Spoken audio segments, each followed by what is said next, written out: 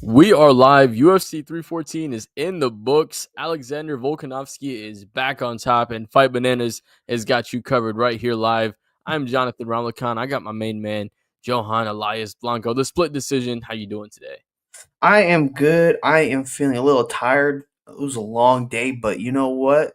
Alexander Volkanovski's back on top, and what could be any better, bro? Absolutely. One almost creeping up on 2 a.m. here on the East Coast, but we still got you covered. I know you're up in there in Tallahassee. I'm in the Orlando area, but we still keep it live. Fight Bananas was just live on the watch along as well. So I know you guys were watching that. Hopefully that was a lot of fun. We were tuning along as those fights were going on, but an absolutely incredible night. I feel like UFC Miami never fails to deliver, and UFC 314 was not short of that at all. I mean, we're gonna get right into the main event, but before that, I mean, just the prelims were great. Um, a couple, I mean, there was an early stoppage, but outside of that, really good prelims leading up to the main card, and the main card, top to bottom, absolutely delivered one of the best pay per views, if not the best pay per view of the year so far. So, Alexander Volkanovski versus Diego Lopez. I'll let you break it down, my man. What did you see in that fight? Yeah, so for Alexander Volkanovski, it was a little bit of uh, he kind of turned back the clock in this fight. He was definitely utilizing his long reach for his stature. You know, despite how small Alexander Volkanovski is, he has probably one of the longest reaches at 145, and he was utilizing that really well, stabbing behind his jab. You know, really using those linear punches, really kind of fighting outside of range and kind of going quick inside when he can. That's something that Alexander Volkanovski is good at, really doing well. Um, he was able to kind of, you know, capitalize on his strengths, but also be very cautious that his chin, has been checked a couple times in his last two fights. So he was fighting a very cautious but smart fight. Um, Especially against an explosive, athletic guy like Diego Lopez, who is a lot faster and stuff like that. He was definitely fighting very smart, and he started turning up the pace a lot more towards the end because he understood that Diego Lopez kind of tends to fade a little bit towards his conditioning is not always the best towards the end of championship fights. So he definitely turned it up. But overall, this was a very back and forth fight. Diego Lopez looked good in this one, but Alexander Volkanovski really fought a smart fight, really turned back the clock. And I think that, it was a very for a guy who's over 35, this was a good crowning moment. Like you said, a great crowning moment because this is the first time in any weight class under lightweight or lightweight and under that a guy's over 35 has won the championship. Which is So, rare. It's rare in a yeah, big so like you said, it shows the longevity, and for Volk to be able to get back on top after those two knockouts, the doubt going through his head, everything that he had to go through, it's awesome to see him be able to recrown himself as the featherweight champion. And it was a great fight. Like you said, this was the Volk of old, really what we saw for most of the fight. One slip up he had was in that second round when Diego Lopez was able to catch him backing up with the beautiful right hand that dropped Volkanovski. But outside of that, Volk was the one landing the power shots for the most part, touching him up with jabs, inside low kick, outside low kick. And it was just a very tactical, outclassing performance by Alexander Volkanovski. So it was just exciting to see him on top. How long do you think this second reign lasts? Do you think it will be anything close to um, that first one, or do you think it will be a short-lived reign, being how old he is? Um, I I'm not gonna lie. With him being 36, I'm not sure how long this reign's going to be. Just because, I mean, we're not talking about a much durable Alexander Volkanovski anymore. I mean, at 36, two bad stoppages. I'm not sure how far he can go because there's a lot of strong contenders waiting at 145. I know that Mozart Evelev has a fight coming up against, I believe, Aaron Pico or something like that. If he gets past him, that's going to be a big one. That's going to be a big test. But he could get like one or two defenses, but it's going to be very hard because it's just another crop of contenders, coming up. Yair Rodriguez, who just had an impressive performance, could be making his way up.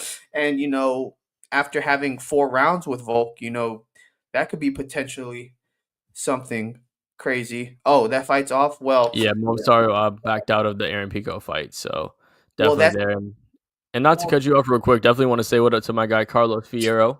Saying what's up, joining us super late as well. I know he's a super heavy fight fan as well, and of course the main man Sean Sterling, as well as Ray. So appreciate you all joining us as always. Yeah, like you said, the Evloev fight. We don't know who Pico is going to fight right now. Evloev would have been a really tough matchup to come in. I mean, we're seeing these ex Bellator guys get really tough matchups, as we'll get into that a little bit more with the Pitbull fight. But yeah, I think the question is now who is next for him, right? Because I've been hearing some rumors of a potential retirement fight, or maybe just a wind down fight for Dustin Poirier versus Max Holloway in Louisiana, right? So I'm not sure if Holloway sticks around at featherweight or if he goes up. Do you think it's Yair Rodriguez that's the clear cut number one at this point, or who do you think is that next person in line? I mean, I don't know. I don't know because I would have said Mozart, but I'm not sure if he pulled out of the Aaron Pico fight. Yair looked really good. Um, that would be a great fight. I think they could run it back again. I think Yair is would be it would be a much more mature version of Yair, especially someone he got like a few rounds with Volk. But I'm not really sure. But again, I'm gonna say it. You look at 4 through 10, maybe those are all tough challenges for Volk. Honestly, those are real tough challengers.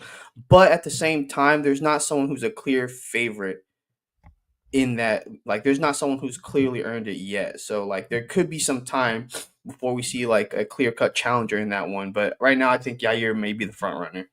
Yeah, I think he is. As just recency bias that puts you ahead, right? I mean, he did actually mention that in his post fight interview that he was promised, or he was going to be fighting the winner of Volkanovski versus Lopez. So yeah, I think Yair versus Volk is a lot different this time. You're seeing a lot more, like you said, a mature version of Yair Rodriguez, and you're also seeing a little bit of an older version of Volkanovski, right? He's a little bit more prone to getting caught. I would love to see Volk versus John Silva with what we saw from him earlier tonight. But I think from now for Diego Lopez, it's not a terrible loss for him. One, he didn't get knocked out or submitted, right? So the brain cells are still there for the most part. But I think there was a lot of learning moments that he can take away from this fight.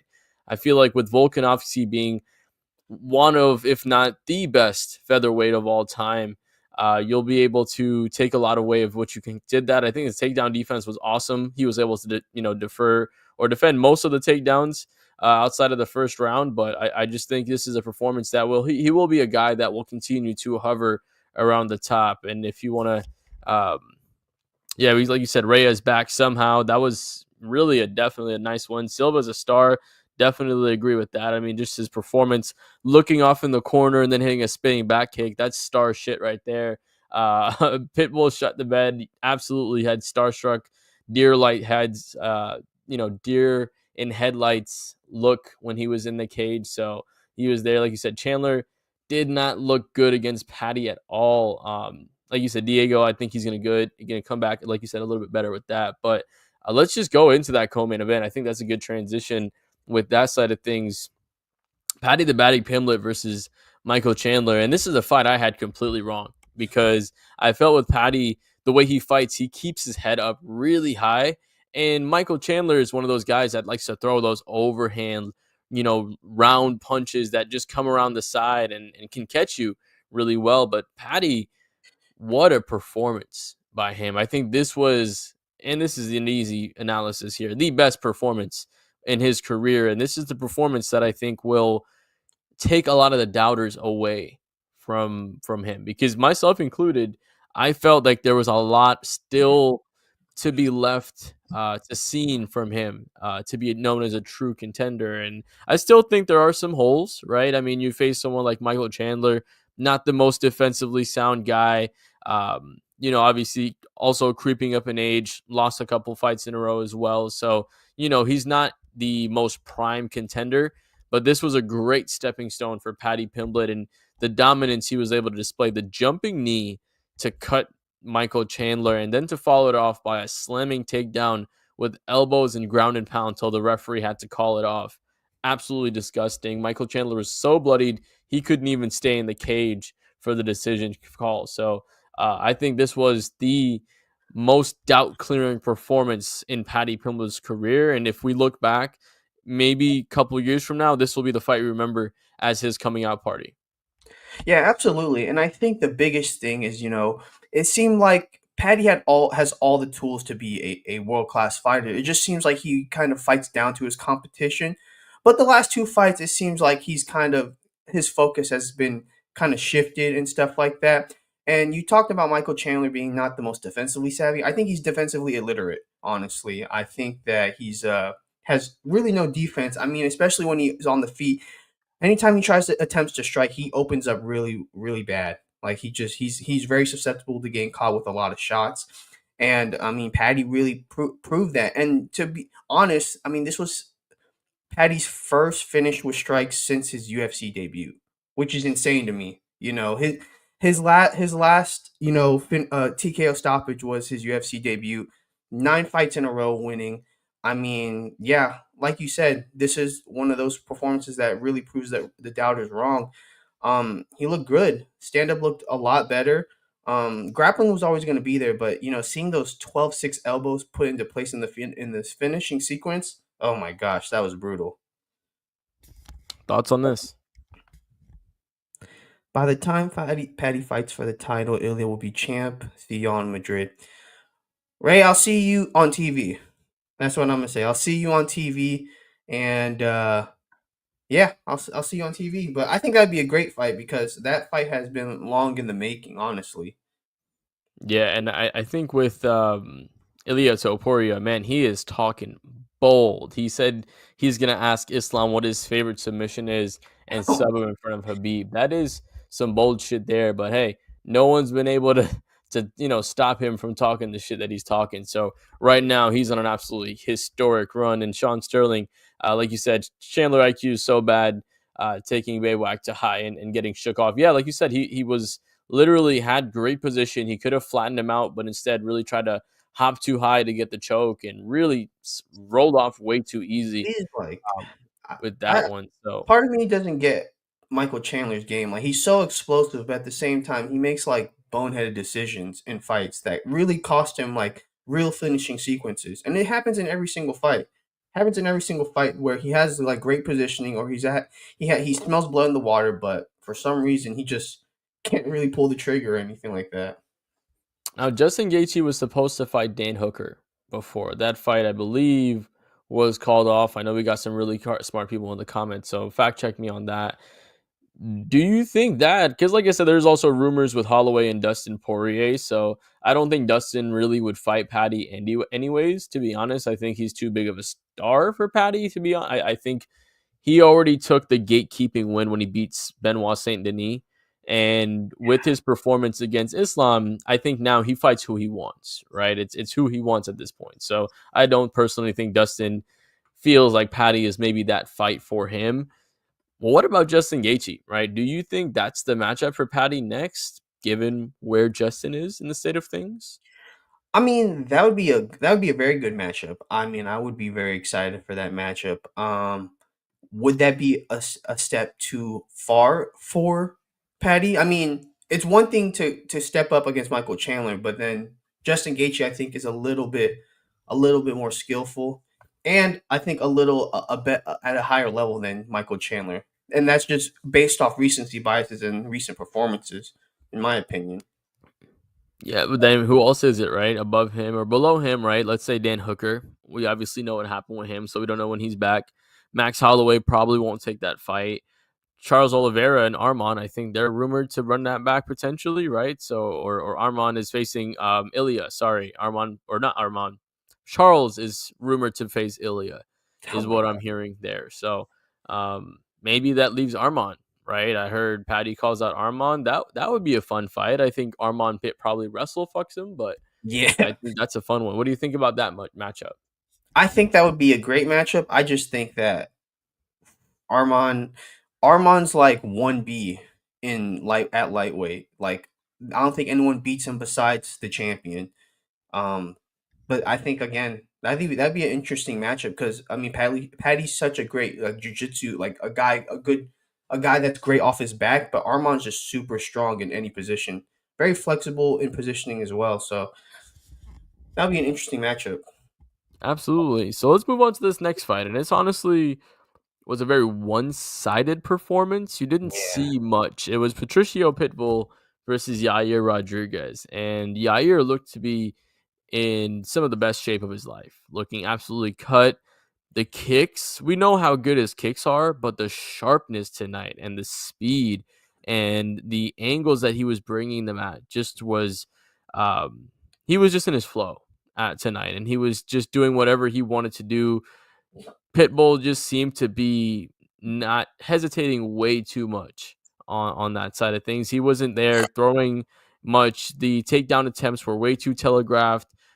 Pitbull just looked like an old Pitbull, right? He didn't look like he was really bringing any fresh energy to the table. So, um, I think for us, this fight's really just about highlighting Yair Rodriguez, right? I mean, for him, it's going to be exciting just to see that fight against Volkanovski. So, with that, but what do you think we do with Pitbull, right? Do you think, I mean, Sean Sterling says he still could be a top 10. Do you throw him a top 10 opponent?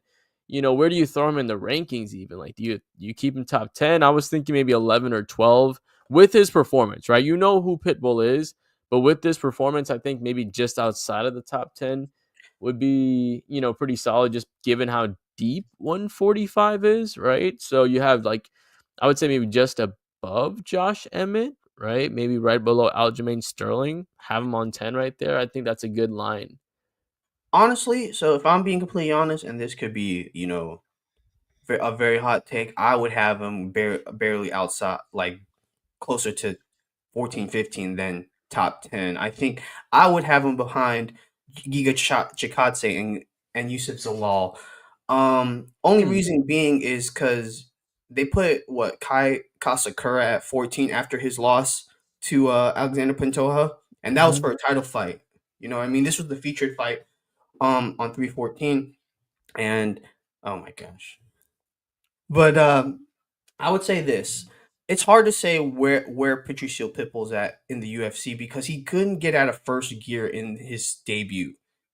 You know, granted he was fighting, Yair Rodriguez, who's top 5 contender at 145, but it just seemed like he couldn't get out of first gear. And then when he started to open up, Yair caught him in the third round. Caught him, and it looked really bad. It was a one-sided fight. And at 37 years old, it's kind of hard to see, kind of put where he is. You know, is he a real contender, or is he going to be a guy who's going to be gatekeeping for the other guys? Because it's just like, man, like it. Not that the signing didn't make sense because he was bound to go to the UFC at some point, but at this late stage in his game, like it's going to be really hard for him to really put up a winning streak to really fight in the title contention. This division again, this and bantamweight is a division that's stacked with top contenders and young guys that are on the rise. So it's really hard to see where to put him. But honestly, I would put him probably at like 13. Yeah, I do think. I mean, Bryce Mitchell. Obviously, you got to drop that. You got to put John Silva. I think you probably put him a little lower than John Silva, right? So, I mean, I just given the performances, given what their current state of affairs are at, I think John Silva probably moves up to 11 after tonight's performance, right? Bryce Mitchell probably falls out of the rankings. Yeah, Pitbull at 13. That's what I'm gonna say. Clip it. We'll see what happens on Tuesday when the official ranking comes out. But I do think he's better than Calvin Cater. I do think he's better than Dan Ige, which is a fight. Well, I'll touch on a little bit. Sean Sterling saying that he fights Ige next. I think that's a perfect fight. Yeah, I think so too. I think that would really find out the level he's at. Honestly, I think this debut was to see if he was at the top level because he fought at such a high level in Bellator for so many years. But this will see where he really levels out in the top promotion. So that would be a great fight, honestly.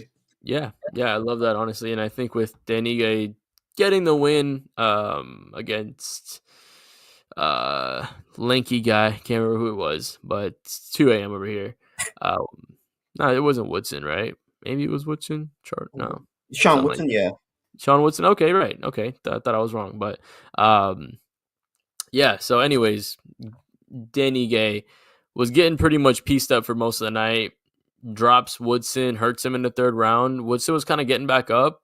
Dan was kind of hitting some hammer fists and early stoppage. You know, a lot of people calling it the worst. Some people saying top five. I think top five worst stoppage that I've seen, probably up there. You know what I mean? So, you know, that was there. But I do want to talk about the most exciting fight, in my opinion, on the whole card: Bryce Mitchell versus John Silva. Right? This was absolute cinema, as the kids would say, right nowadays. But this fight, I mean, just the pre build up was so much fun, right? You had Bryce Mitchell. I mean, you say what you want about the guy. First off, he's an idiot, but you know, he does know how to say his idiotic whatever he wants to say in a way that sounds convincing, right? So he definitely knows how to say something that sounds convincing, you know, so credit to him for that.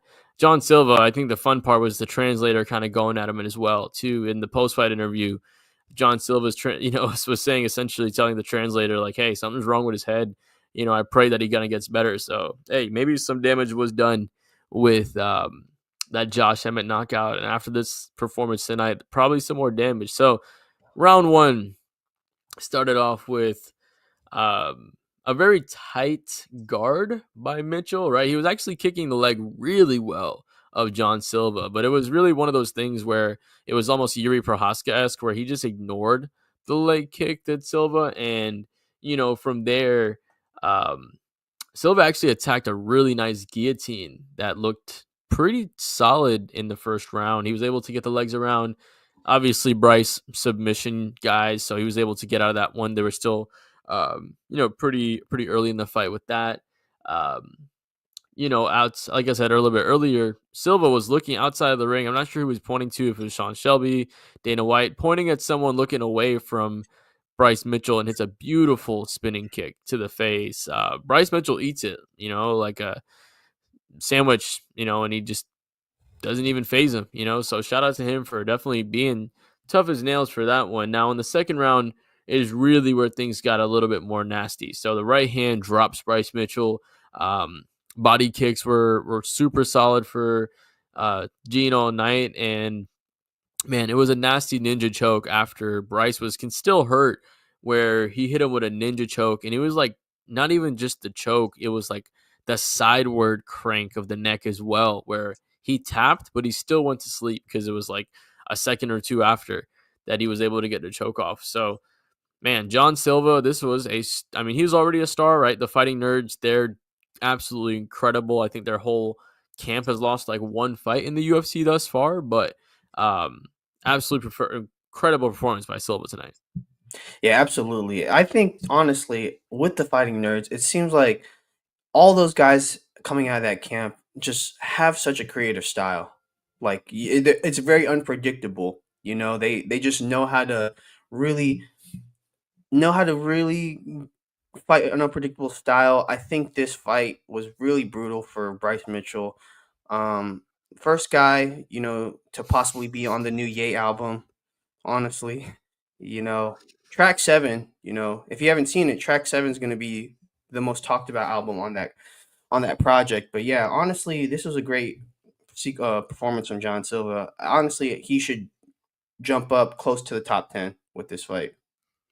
Yeah, yeah, I think this is a really Ray, go look great. up Ray, go look up track 7 right now.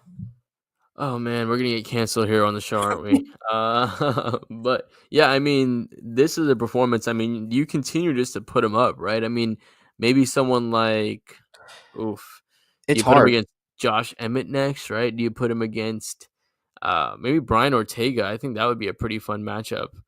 I think On if you're trying to make him into a star, that Brian Ortega matchup would probably be perfect. Yeah, I because think everybody Josh knows I and think loves the Brian Josh Emmett Ortega. one would be tough. Yeah, Josh Emmett would be tough, but I think his versatility, John Silva's versatility, would play a big factor in that fight. But I think this is just a great performance. I think for him having another moment, especially on a pay per view in a big city, Miami, you know, where there's a strong, um, you know, international scene down there, right? So great performance by him. And to open the card, we had someone else turning back the clock, Dominic Reyes, a guy that I pretty much thought was cooked, after he was, spinning back elbowed by Yuri Prohaska and then jab knocked out by Ryan Spann. I thought he was cooked, and I do want to give him his credit because tonight he looked pretty solid. And against Nikita Krylov, it was a essentially Conor McGregor esque pull two that caught him, and those two after he dropped him, the follow up hammer fists, those just look like him releasing some of those frustrations from that losing streak that he got. But shout out to Dominic Reyes back on the winning streak. Do you think there's a chance we see him close to the top again? I mean, never say never. I mean, Glover Teixeira did it in his early 40s. I mean, why not Dominic Reyes? I mean, 3 straight knockouts. I mean, that's really good. And honestly, in a division so thin like 205, it's not going to be hard for him to jump back into the top 5. I mean, he just beat number 8. Khalil Roundtree, Jan Blachowicz, and Alexander Rakic are right above Nikita Krylov, and 2 of those fights I think would be very winnable at this stage of his career. Yeah, so exactly. So I mean, light heavyweight's always been a division that's been pretty wide open outside of the top, for the most part. So I mean, it just takes a couple wins for him to that. Bradley Lord saying Bryce lost. Yes, he got his flat Earth theory debunked by the globe of John Silva. So he did lose tonight, and that was the main card, right? I mean, I'm going to touch a little bit on the prelims. I know you had James Boots Ennis. I think Jaron Woodson, it's Jaron Boots Ennis. Yeah, I'm gonna get it's cooked for okay. that, right? It's Boots and Stanionis. Yeah, that was a very good. That whole card was pretty exciting. It was a great performance from Boots. He won the unified IBF and WBA welterweight titles and Ring Magazine. So he's definitely the top welterweight in boxing right now. Yeah, I saw them throw in the towel after I think it was the 8th round or the 6th round, right? Some nasty body shots. Disgusting thing. James Ennis is a former Miami Heat player. That's who was in my head. And Orlando Magic. And Orlando Magic player. So shout out to King James Ennis for those who knows who that was. But early plug right here. We got Boxing Bananas show next week, so look out for that on Fight Bananas here. We got a lot of coverage. PFL coming up, Island fights coming up this week as well. I know Johan, you'll be there. Unfortunately, I will be pre-Jamaica, so I won't be able to make that one, but that should be a great one. And we got Off the Hook Boxing announced. I believe we already got Chase Sherman announced for that card. I don't know if we have any other confirmed names, but we'll see what happens there. I know they're going to be able to that. I will be there. I'm only 30 minutes away from that. So luckily that's not too far of a drive for me. So if you'll be there, make sure you say what's up, my man. I'll be there. I'm pretty sure Dave will be there. Or no, actually Dave will be calling Island Fight. So he will not be there. It'll probably be me, L. Dawson. I think may or may not be Grant Dawson as well. He was with us last time. And these two definitely want to show some love to the PFL. These first 2 weeks for their new format has been amazing, right? I mean, top to bottom, their cards has performed.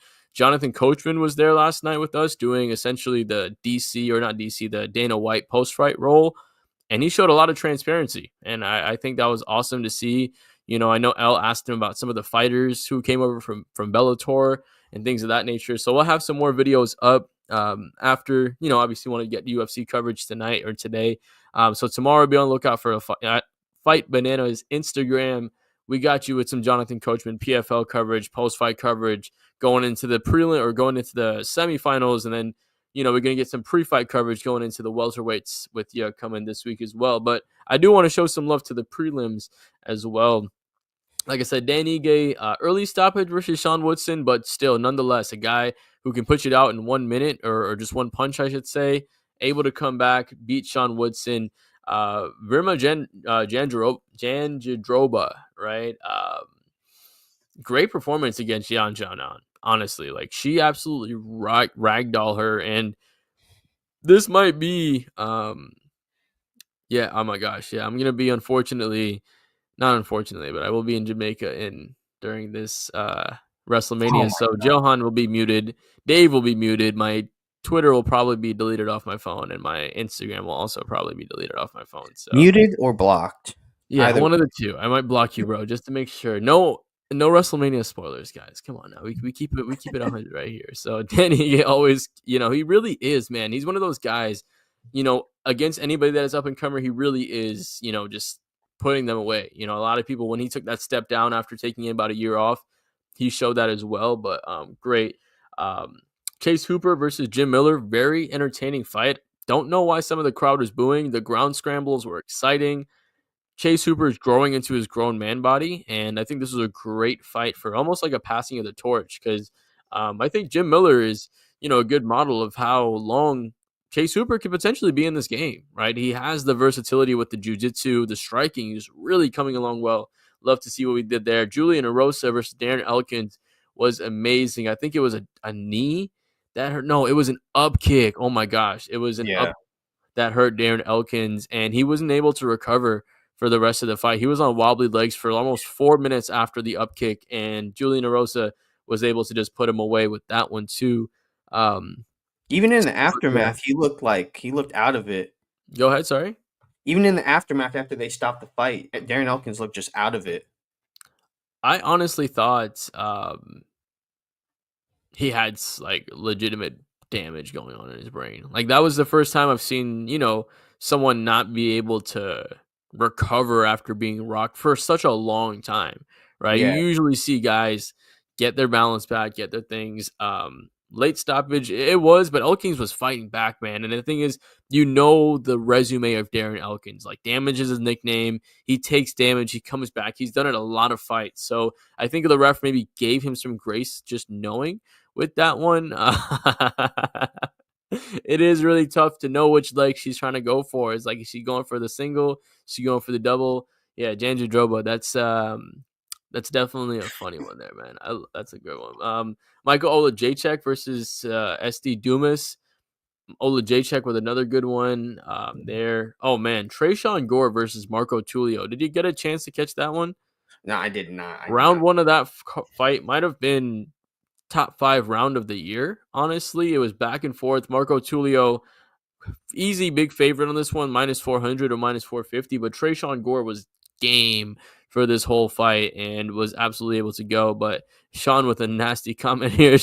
Jean gonna hit her so hard, both eyes will be back to normal. So we're gonna see with that one.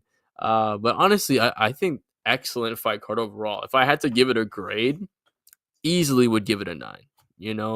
And I think that's top to bottom overall, it's a 9. Just there was a couple of fights that were a little slow. Sumo Darji versus Mitch Raposo. I was also driving during this fight, so I couldn't keep all my eyes on it. But that was a little bit of a slower fight as well. But overall, man, this card was phenomenal. Before we close it off, what was your score? I know mostly you were watching a little bit of boxing for the prelims, but for the main card, what would you score at 1 to 10? This was probably like definitely a 9-5 in the main card. I think this was the best main card so far this year. Honestly, I mean, this one was it lived up to the hype. I mean, there was a lot of hype going into this one, and like you said earlier, I mean, the fights that come to South Florida always hit. They always hit for some reason, and this was no different. Yeah, this was a 9-5. So, and also I want to give a little shout out to the GFL. They are the first promotion to cancel both of their events before even starting. So, yeah, shout out to the Old Man's League. The future's already in doubt. I Have a got good you, my night, brother. brother. And yeah, I mean, it's tough to not say most people didn't see that coming, right? I think there was a lot of doubts in the air because I know just behind the scenes, some of the fighters, they were,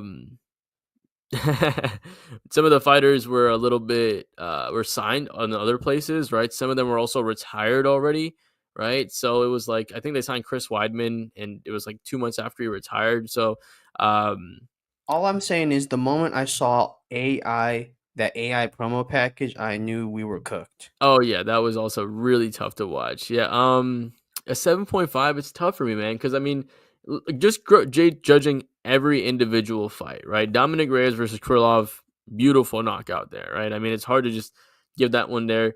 Silver versus Mitchell, entertaining as can be. I think the only nudge on this card was the Pitbull versus Yair fight, but Yair still made it exciting by dropping Pitbull. Paddy versus Michael Chandler, super exciting. Volk versus Diego Lopez, as dominant, in my opinion, as Volk performed and as showed on the scorecards, the threat of Diego Lopez was there till the last bell. And I mean, yeah, no, I mean, I'm no expert, man. You know what I mean? I'm just a guy that watches fights, man. I don't know it at the end of the day, man. So, I thought it was a pretty good card, top to bottom, really there. But as always, guys, getting up on here on 2:15 here on the East Coast. We appreciate everyone that's joined us live here for the UFC 314 post show and the UFC watch along. That was with Dave and the gang earlier today. You got the early morning coffee break with Elle and Jillian in the morning as well. Make sure you guys check that out. Of course, we're going to have some stuff coming up this week with PFL, with Island Fights.